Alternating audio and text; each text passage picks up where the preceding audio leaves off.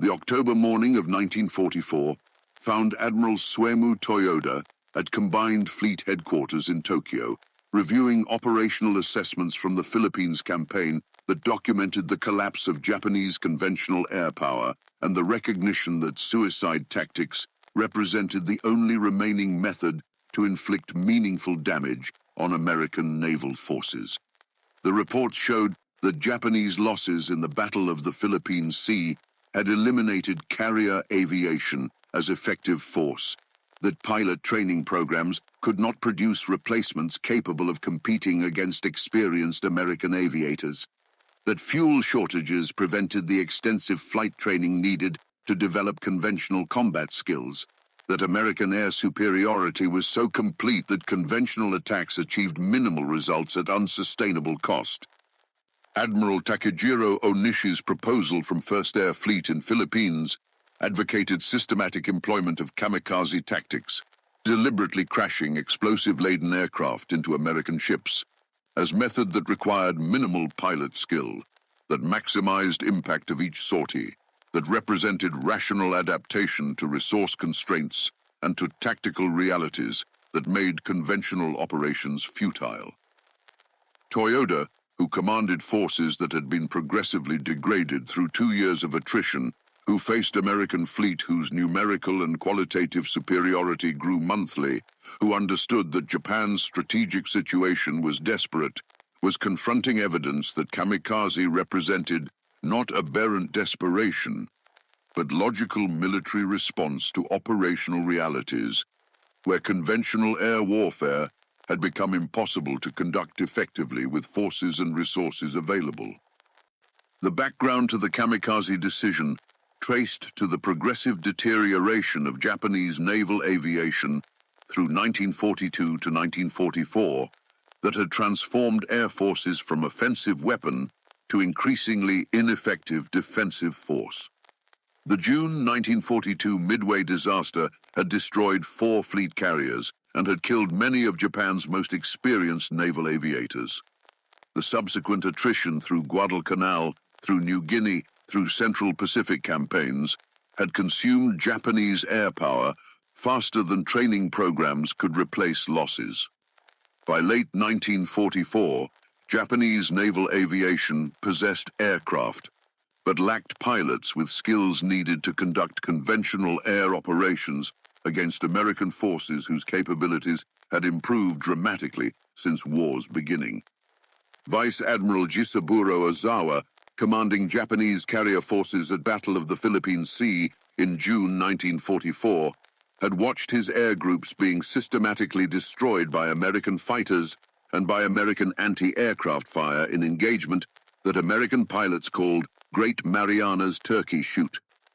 The losses had effectively eliminated Japanese carrier aviation. Over 300 aircraft destroyed, several carriers sunk, surviving air groups so depleted that carriers ceased to function as offensive weapons. Ozawa reported to Combined Fleet that carrier aviation could not be reconstituted, given losses of experienced pilots and given impossibility of providing adequate training to replacements with fuel and time available. The pilot training crisis that became undeniable through summer 1944 reflected fundamental resource constraints that made conventional pilot development impossible. Pre-war Japanese pilot training had required over 2 years of intensive instruction, including hundreds of hours of flight time, to produce aviators capable of carrier operations and combat.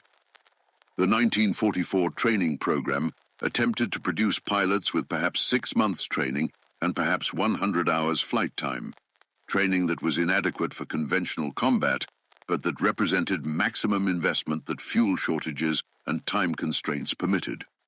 The abbreviated training meant that replacement pilots lacked skills needed to conduct successful attacks against American ships or to survive combat against American fighters. Captain Minoru Genda, serving on Combined Fleet staff and recognized as brilliant aviation tactician, compiled assessment in August 1944, documenting that Japanese conventional air operations were achieving success rates below 10%, while suffering loss rates exceeding 50%. Gender calculated that at these rates, Japanese air forces would be destroyed through attrition within months without inflicting damage sufficient to affect American operational capabilities. The assessment concluded that conventional air operations were unsustainable and that alternative tactics were required if Japanese aviation was to have any impact on American advances. The fuel shortage crisis that intensified through 1944 created additional constraint that made conventional pilot training impossible, even if time were available. Conventional fighter pilot training required extensive flight hours to develop skills in aerial combat, navigation, formation flying, carrier operations. The fuel requirements for producing single conventionally trained pilot exceeded fuel allocations that Japanese command could provide, given overall shortages affecting entire military. The choice became producing smaller numbers of conventionally trained pilots or producing larger numbers of minimally trained pilots whose employment required tactics that did not demand conventional combat skills. Admiral Takijiro Onishi's October 1944 appointment to command 1st Air Fleet in Philippines came with orders to oppose American invasion using aviation forces that were inadequate in numbers and capabilities for conventional defense. Onishi's assessment upon assuming command was that his forces possessed perhaps 100 operational aircraft with pilots who lacked training for successful conventional combat, that American invasion fleet would include hundreds of ships protected by fighter cover that Japanese aircraft could not penetrate, that conventional defensive operations would consume his forces within days without achieving results that would affect invasion success.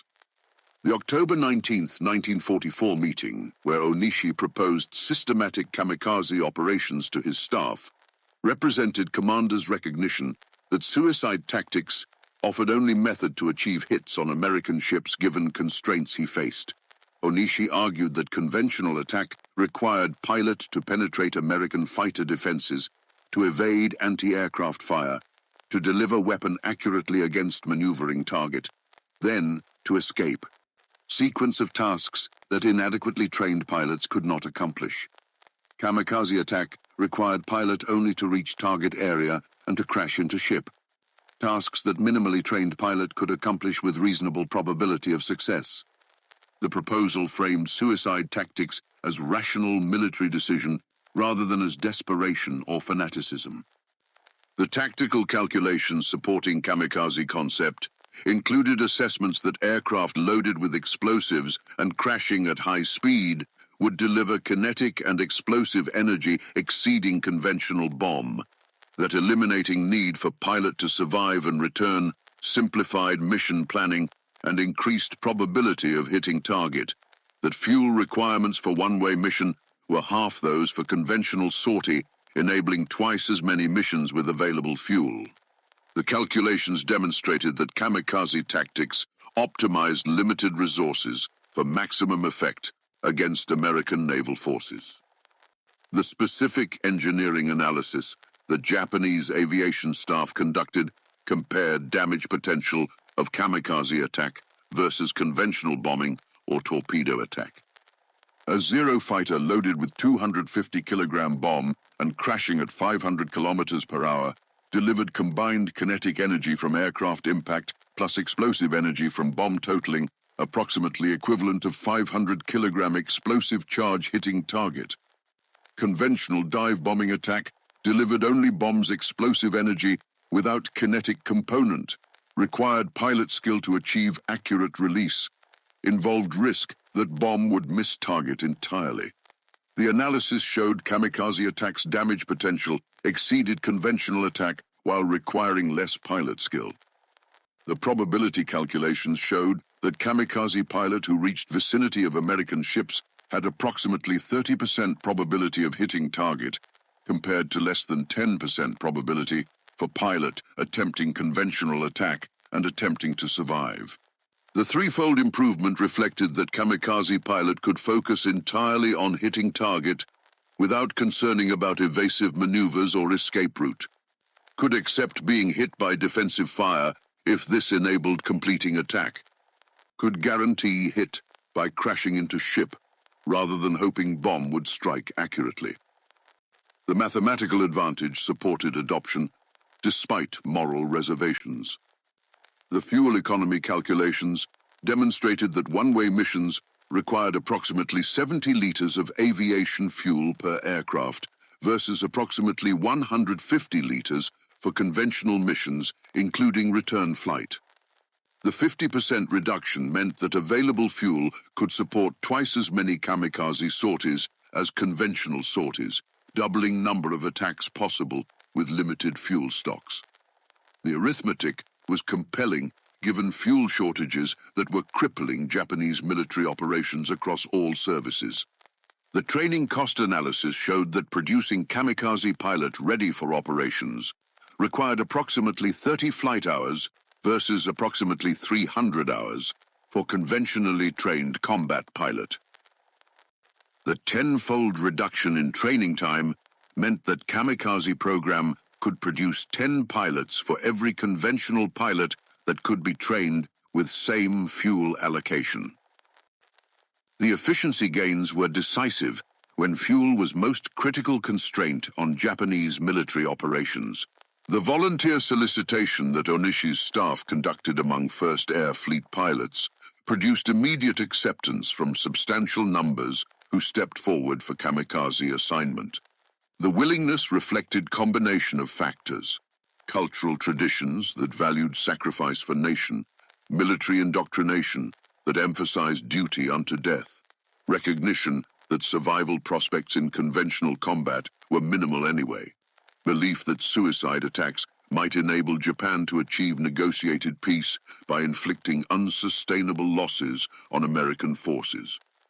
The volunteers' motivations were complex and varied, but their willingness to accept kamikaze missions enabled immediate implementation of tactics that required pilots accepting certain death.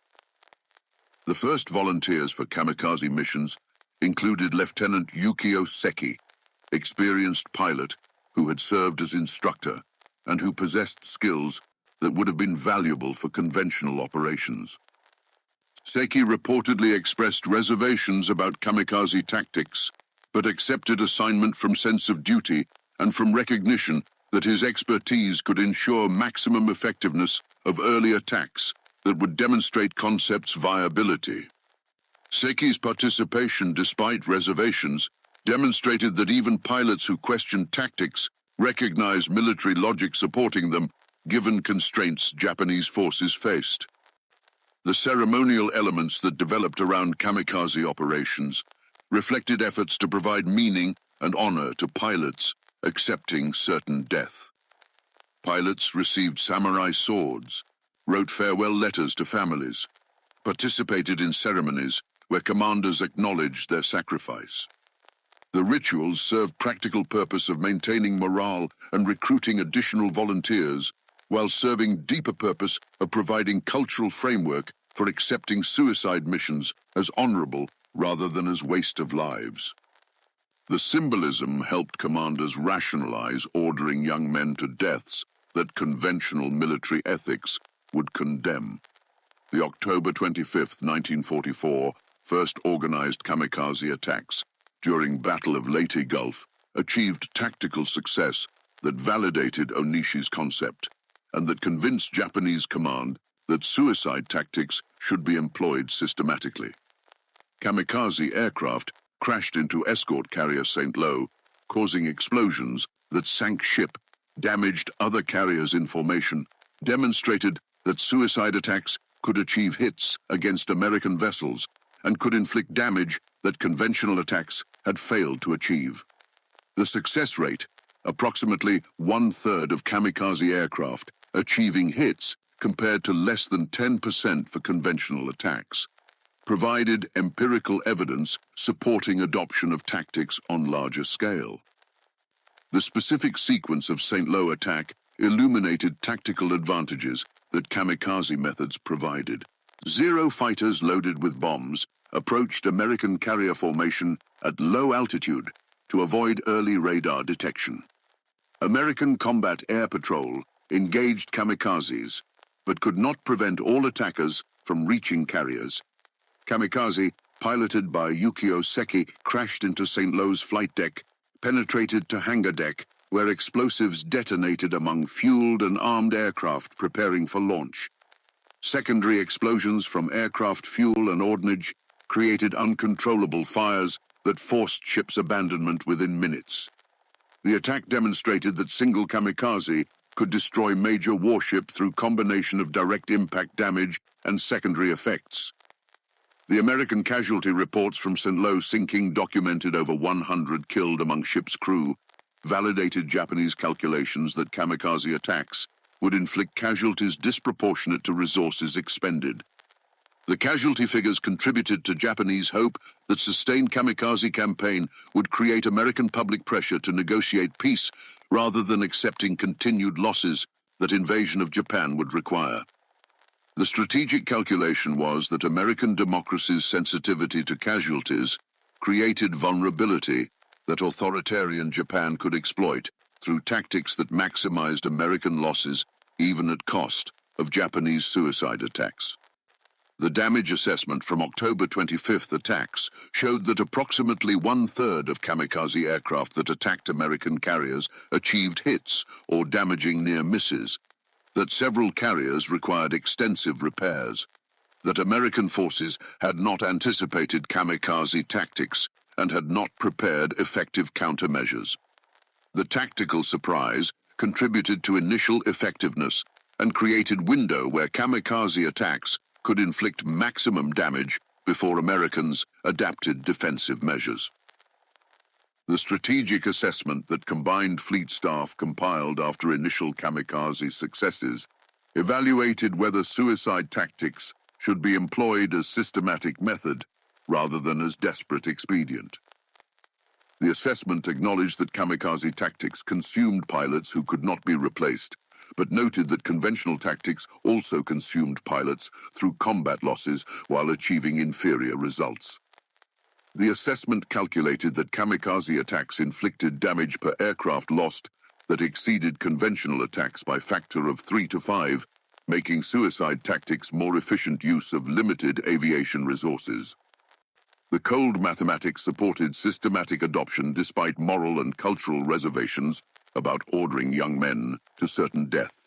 Vice Admiral Matome Ugaki, commanding 5th Air Fleet and assigned to defend against anticipated American invasion of Kyushu, received authorization in November 1944 to organize kamikaze units within his command. Ugaki's initial reaction reportedly combined recognition that suicide tactics represented military necessity with personal anguish about ordering pilots to deaths that conventional tactics at least offered possibility of surviving. The authorization represented command decision that strategic situation required accepting kamikaze as standard rather than exceptional tactic. The November to December 1944 expansion of kamikaze operations to include Army Air Forces demonstrated that suicide tactics had become accepted method across Japanese military aviation, rather than being isolated Navy initiative.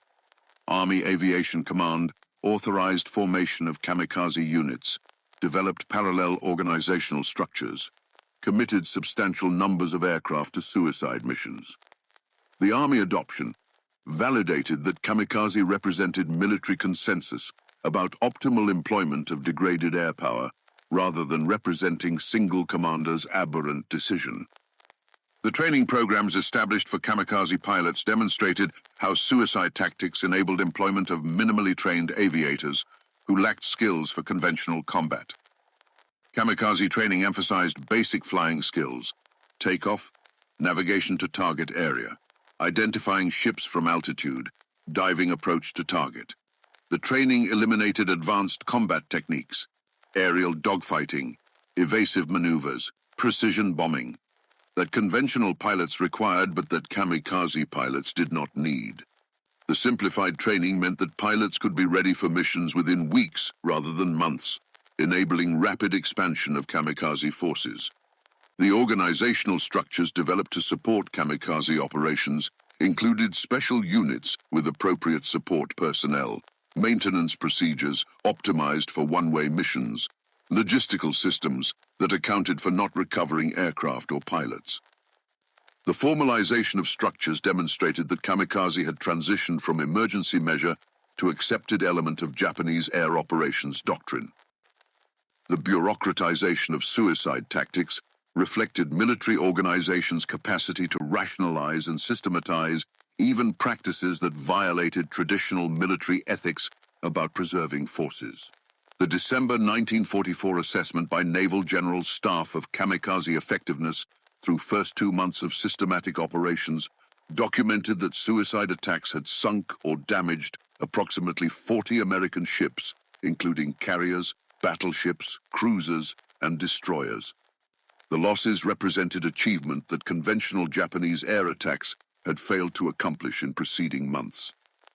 The assessment noted that American forces had not developed effective countermeasures against kamikaze attacks, that success rates remained substantially higher than conventional attacks, that kamikaze tactics should continue as primary method for employing Japanese aviation against American naval forces. The January 1945 planning for defending against American invasion of Okinawa designated kamikaze attacks as primary method for opposing invasion fleet. The plans called for massing thousands of kamikaze aircraft from Army and Navy commands for launching coordinated mass attacks called Kikusui, or floating chrysanthemum, designed to overwhelm American defenses through sheer numbers of attackers. The planning demonstrated that kamikaze had become central element of Japanese defensive strategy rather than supplementary tactic, that command had fully committed to suicide operations as principal method for employing aviation resources. The resource allocation decisions that accompanied kamikaze planning included designating aircraft production priorities that favored simple airframes suitable for kamikaze missions over sophisticated fighters that required extensive training to employ. The decisions to produce Yokosuka MXY-7 Oka, rocket-powered kamikaze aircraft designed solely for suicide attacks with no capability for conventional operations, demonstrated commitment to suicide tactics at industrial planning level. The allocation of limited production capacity to dedicated kamikaze weapons represented institutional acceptance that conventional aviation capability could not be reconstituted and that optimizing for suicide attacks was sound strategic choice. The pilot recruitment programs expanded to include older aviators whose experience made them valuable for conventional operations, but whose skills were being employed for suicide missions because conventional operations were no longer feasible.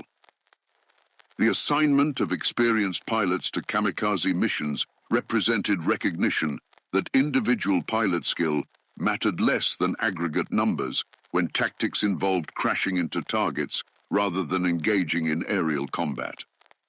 The utilization of experienced aviators for suicide attacks demonstrated how completely fuel and training shortages had eliminated possibility of conducting effective conventional operations.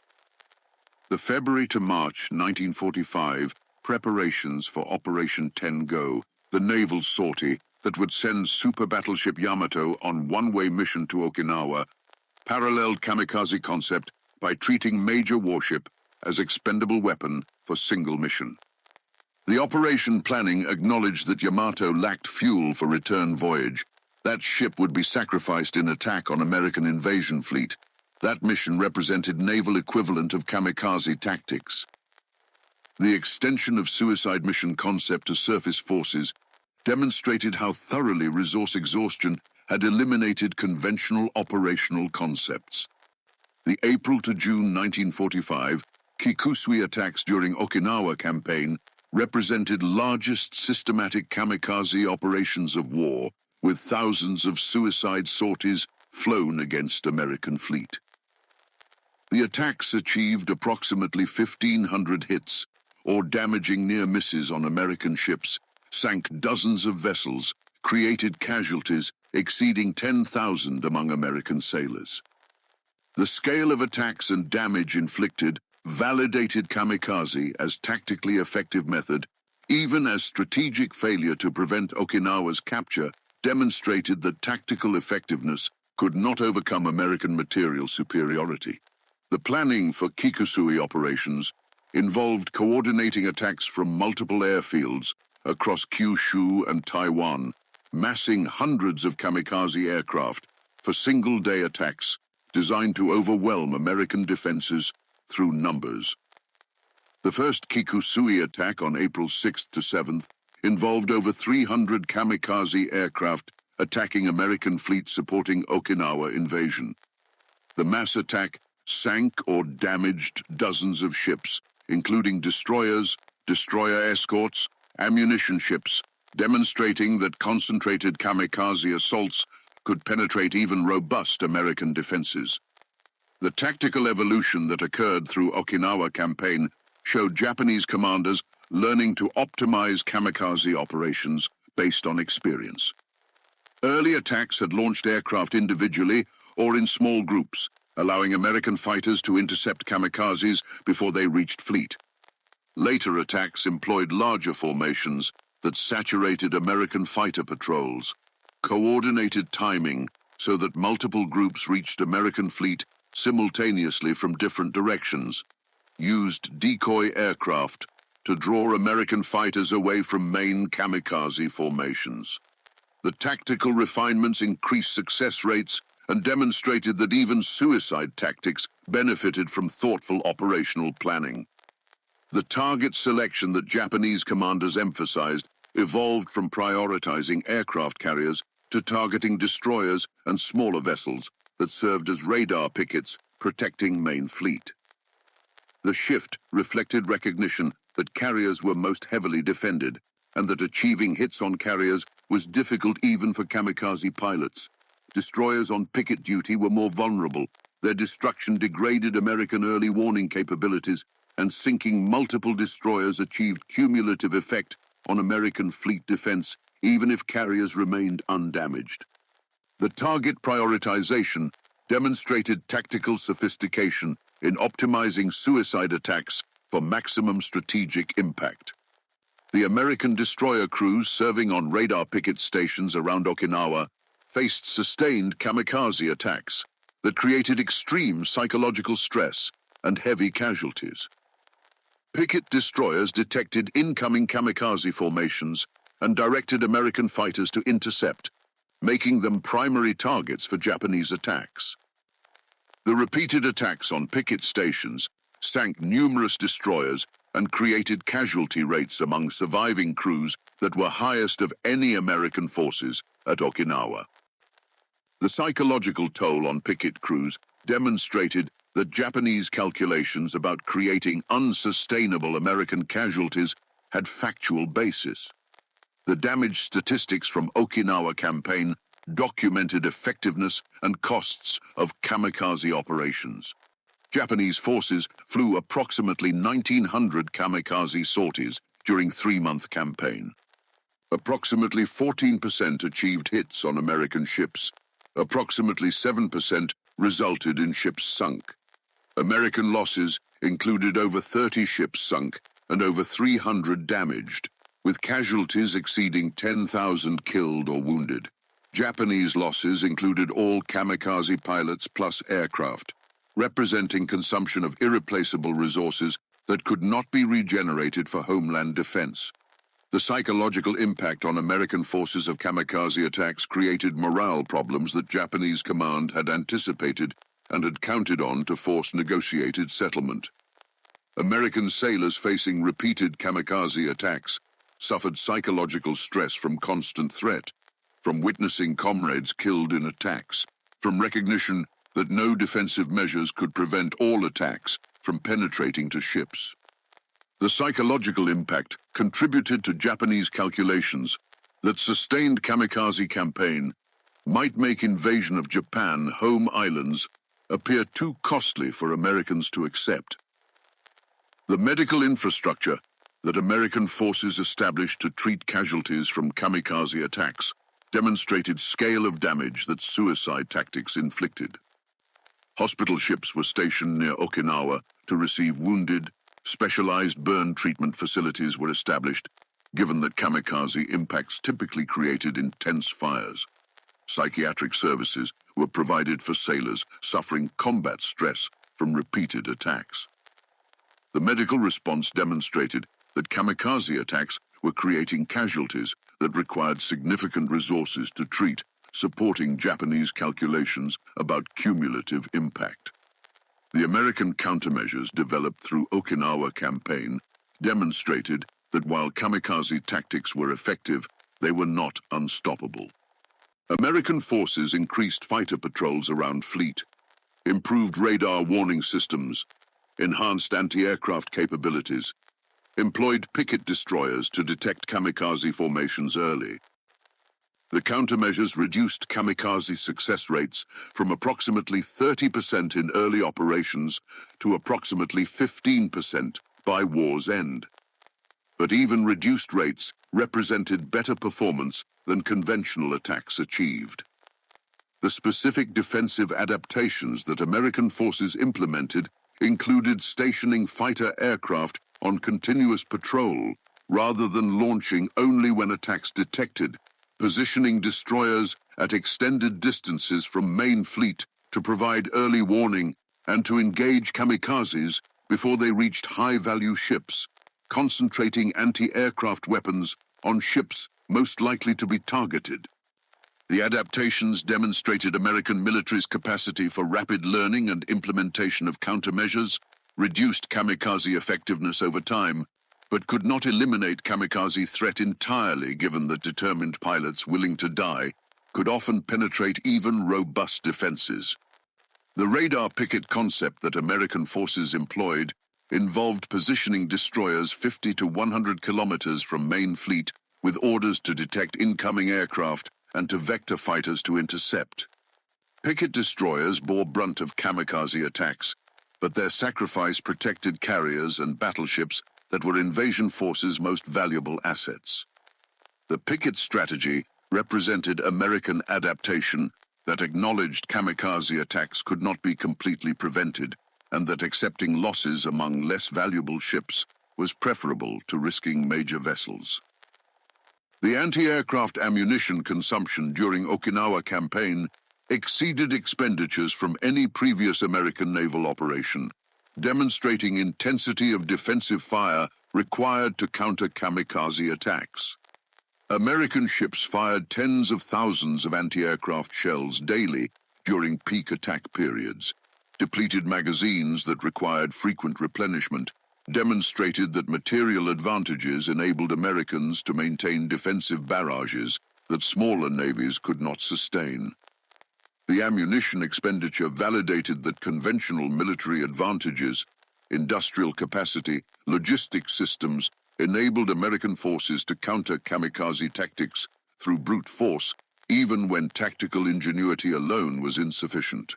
The July 1945 Planning for Homeland Defense designated kamikaze operations as primary method for opposing anticipated American invasion. The plans called for conserving approximately 10,000 aircraft for kamikaze missions against invasion fleet, for training thousands of additional pilots for suicide attacks, for preparing auxiliary airfields that could launch kamikaze sorties even after major bases were destroyed. The planning represented ultimate commitment to suicide tactics as Japan's principal remaining military capability. The industrial mobilization supporting homeland kamikaze planning included converting trainer aircraft to kamikaze roles, adapting obsolete aircraft unsuitable for conventional combat to carry explosives for suicide missions, developing simple wooden aircraft that could be produced despite material shortages and that required minimal pilot skill to fly to target. The industrial adaptations demonstrated total commitment to kamikaze concept and demonstrated recognition that conventional aviation capability could not be restored before invasion occurred. The recognition among Japanese senior officers that kamikaze represented military dead end rather than path to victory emerged through spring-summer 1945 as it became clear that even successful kamikaze operations could not prevent American victories. Admiral Ugaki's diary entries reflected understanding that kamikaze tactics might delay American advances but could not reverse strategic trajectory toward Japanese defeat. The recognition created cognitive dissonance, where officers understood suicide tactics were futile strategically, but continued ordering them because no alternative existed given resources available. The private writings that surviving kamikaze commanders left documented their internal struggles with ordering young pilots to certain death, even as they maintained public commitment to tactics. Admiral Ugaki wrote that kamikaze operations represented blooms falling from cherry trees, beautiful but tragic sacrifices that could not prevent war's outcome. The poetic metaphor revealed recognition that suicide tactics were desperate rather than effective strategy, but that cultural framework enabled continuation despite futility. The cognitive dissonance between private doubts and public commitment demonstrated psychological toll that kamikaze command imposed on senior officers. The letters that kamikaze pilots wrote before missions provided insights into their understanding of suicide tactics' significance and futility. Some pilots expressed conviction that their deaths would save Japan through inflicting unacceptable losses on Americans. Others acknowledged doubts about whether their sacrifices would affect war's outcome, but accepted missions from duty to nation and to families. The variation in attitudes demonstrated that pilots were not uniformly convinced of tactics' effectiveness, but that military culture and social pressure created an environment where refusing suicide missions was virtually impossible. The family notifications that Japanese military sent to kamikaze pilots' families emphasized honor and sacrifice, while obscuring tactical futility of missions. Families received formal notices that pilots had died glorious deaths serving emperor and nation, received symbolic compensation, were expected to express pride rather than grief. The notifications served propaganda purpose of maintaining public support for war effort, while serving social control purpose of preventing families from questioning whether their sons' deaths had been necessary or effective. The moral and ethical questions that kamikaze tactics raised within Japanese command were largely suppressed through combination of military discipline, ideological conviction, and recognition that survival prospects for pilots in conventional combat were minimal anyway. Some officers expressed private reservations about systematically ordering young men to certain death, but public discussions focused on military effectiveness and on duty to nation rather than on ethical implications of suicide tactics. The organizational culture that had developed around kamikaze operations normalized suicide missions as honorable service rather than as tragic waste of lives. The August 1945 final weeks before surrender saw continued kamikaze training and preparation, despite growing recognition among some leaders that war was lost. The disconnect between operational-level continuation of kamikaze preparations and strategic-level discussions about accepting surrender terms demonstrated institutional inertia and demonstrated how difficult it was to halt programs that had become systematized within military organizations.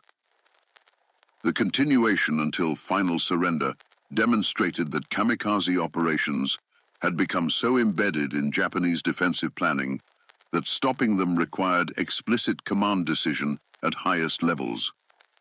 The moment when Japanese high command learned kamikaze was their last option cannot be identified as single revelation because recognition came progressively through 1944 as various indicators demonstrated conventional air power was no longer effective. The June 1944 Philippine Sea disaster eliminated carrier aviation. The summer-autumn assessment showed conventional success rates declining below viability thresholds. The October 1944 Philippines crisis forced Onishi to propose systematic kamikaze employment. The October 25th first organized attacks demonstrated tactical effectiveness. The November to December authorization for expanded operations represented command acceptance.